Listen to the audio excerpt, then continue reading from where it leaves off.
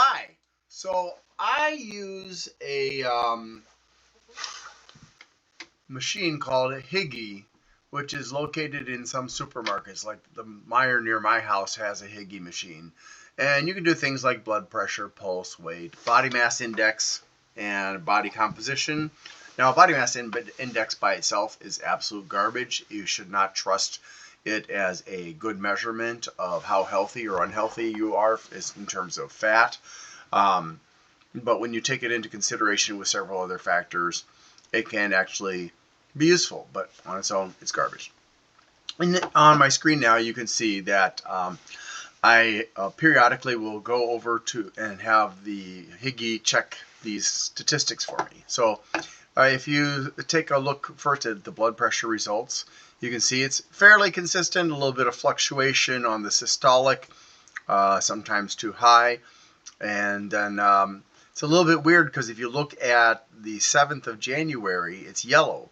And then you look at the today, the 11th of February, the second one is red, and the third one is yellow, even though the third one is actually a higher systolic measurement.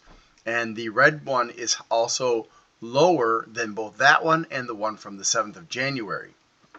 So that to me doesn't really make sense. But I did notice somewhere between the January 7th and actually I'm missing some other information on here. It doesn't show up really from the 19th, the 8th, I'm sorry.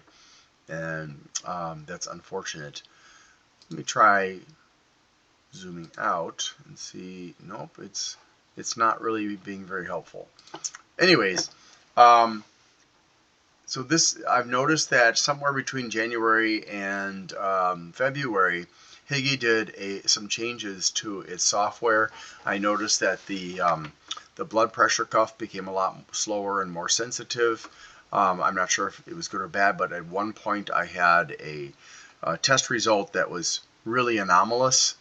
It didn't make any sense at all. Let's see if it's listed here. Here it is. I had to do it. I had to redo it. I got a 99 over 71, and then I got a 121 over 70 immediately right after that. So, and the 99 over 71 took a long time to complete. I don't know what was going on with that. I wasn't doing anything weird or anything like that. I wasn't feeling unwell. But that's not the point. So, going back to the results here, we can see that my diastolic pretty much they don't. I think that the coloration looks at not the systolic or diastolic individually, but it pairs them. So whether or not one is good in the other, both of them are going to get the same color because you can see the colorations are very consistent. And that to me is kind of irritating because if, for example, we look at the 8th, 119 over 81. 119 is within the normal range. It's the 81 that bumped it up to high. So I would prefer that it showed that difference in this chart with the, let's see, on the 8th. So that would have been, oh no, sorry, the 7th. So the 7th actually just shows a green one, and then the 8th shows a red one, and then today shows a yellow one. So it doesn't really make a lot of sense to me. And then if we take a look at pulse, go back to 90 day. It doesn't allow me to do anything longer than 90 day, unfortunately. You can see that my pulse is a little bit up and down, but nothing major.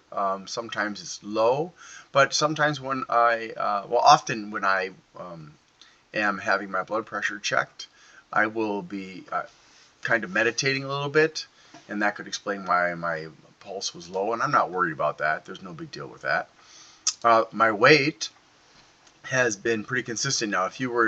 If I had data going all the way back to the beginning of 2022, you'd see that my weight has dropped from about 205 down to this low of, well, they say 167, 169. Now that's with my clothes on. With my clothes off, currently I'm about 161, 162. And so, but you can see that it's pretty consistent. It's been slowly dropping, but it's hard to see that with clothes on, although I do take off my winter coat. And then for body mass index, again, I said this is garbage, but you can see it's very consistent. And body composition is interesting because in this one, you take your hands and you gently place them on these metal strips that are on either side of the monitor. And it has this little image that fills up with green fluid looking stuff over a few, like maybe 5 seconds or less. And then it gives you your body composition. Now, here's one of the big complaints I have with Higi is that I was very excited because of my efforts to lose weight and to decrease my body fat. I have a body fat of about 16% according to Higi. But today I had my daughter check her blood pressure and her pulse and weight and BMI and body composition, and it said she had 25% body fat. Now this doesn't make any sense because my daughter is 120 pounds soaking wet and she's got very little fat. So this tells me that the body composition test is rubbish, that it cannot accurately measure your fat content in your body. So you shouldn't rely on it as any kind of a valuable measurement. Going back to the blood pressure, I wanted to show you something when it comes to just today, these two yellow ones on the far right here. If you look at the three results, you'll notice there's a little bit of a variance. So the first one was a little bit higher. And one of the differences I noticed between January and February is previously when you were doing your blood pressure test, there was an audio and video track that was telling you to relax, breathe deeply, and so on and so forth. Now, when you do it, there's a stress-inducing test that shows body parts and how blood pressure can negatively impact your health.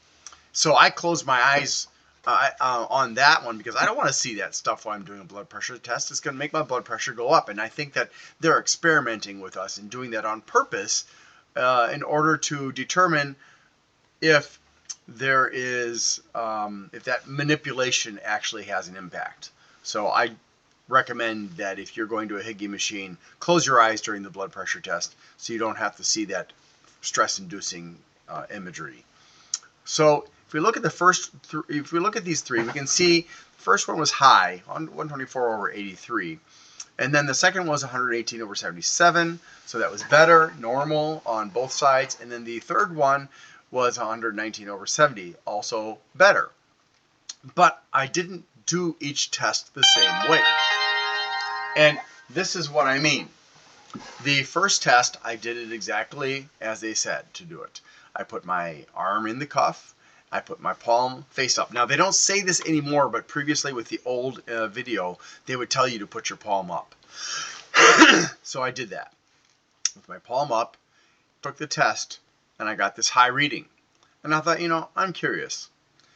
I'm going to go ahead and see what happens if I put my hand palm down. Still relaxing, but palm down. So with both of those, I was relaxed, or I was relaxing my muscles as best as I could, because sometimes they would tense up and I would realize it and I would relax them again. But the second test was with my palm down, and suddenly my blood pressure was normal, which I found baffling.